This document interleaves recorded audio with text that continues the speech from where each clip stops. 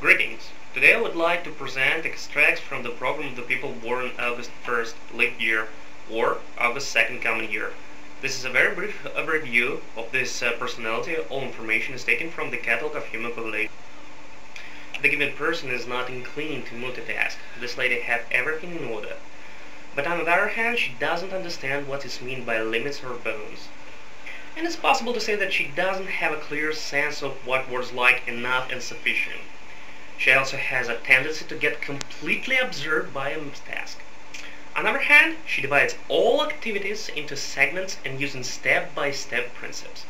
It's useless to try to tear her away from the task that she needs to, and it's better not to try to do that, as her action can be rather aggressive. It's easier to ask her at what time she will finish, and usually this lady will answer, because she plans her time for any tasks. No matter if she has reacted the results or not, she stops doing things exactly by the clock. If this lady for some reason didn't allocate the time, for example for a conversation, then she will feel like it lasts for eternity, as she will speak, and speak, having forgotten the topic of the conversation and what it began with. By the way, during conversation she is capable of flirting masterfully. And if she lights a candle, then it's possible to say with confidence that the subject of the conversation will be changed to philosophy, religion, ethic, and so on. For example, being swept away by Buddhism, she can argue about karma, destiny, and will of samsara. The truth is, at some point it will turn out that, in her opinion, this will exist only while she exists. This because the feeling of the greatness, imagining herself as the X around with the world round. Being convinced that she is the center of the universe and everything depends on her, not only does she consider herself of being will, but also thinks that she is the main spock in the wheel. However, it's absolutely useless to try to judge her, because she is her own judge, and any opponents considered to be a total douchebags. Being convinced that she is the most intelligent of all living beings on earth, this person believes that her statements are always wise. Opinions are proved and proofs are convincing. The Green Lady likes to talk about principles, duties, and orders. But that does not prevent her from receiving the right to break any orders and any principles herself. Usually, they are considered to be one of the ways to stand out from the grey mass of people. This lady is capable of behaving absolutely immorally, but that doesn't prevent her from terrorizing other people about ethics.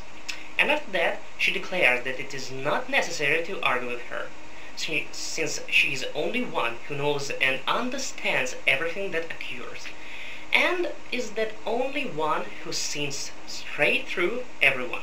After a wild party, she begins her healing process. Here again, she connects pleasant with useful by going to a doctor's, both traditional and non-traditional. After that, she counts the remaining money. Then, she is convinced that she is wasting time in vain in searching of the money. She comes to an unpleasant conclusion that the time to work has come. Willing and gasping, accusing evil, fate, and declaring herself as a victim of circumstances, she starts working.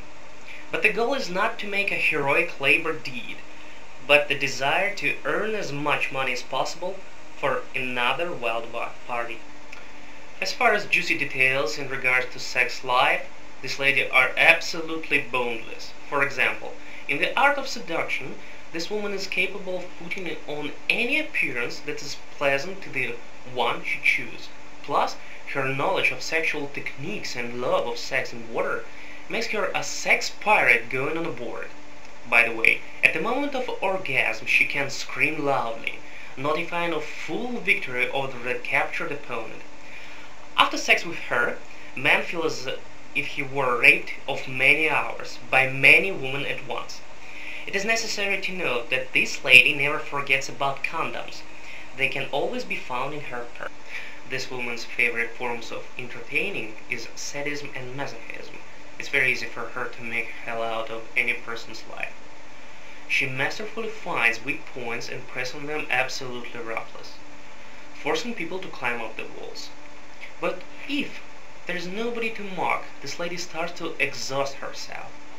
Only her uprising can rescue her. Having taken the philosophy of the mentors as vital basis, the given lady consider it will be her own forever. She does not wish to change. For complete information about this or any other subject structures, please visit catalogofhumanpopulation.org. Until next time.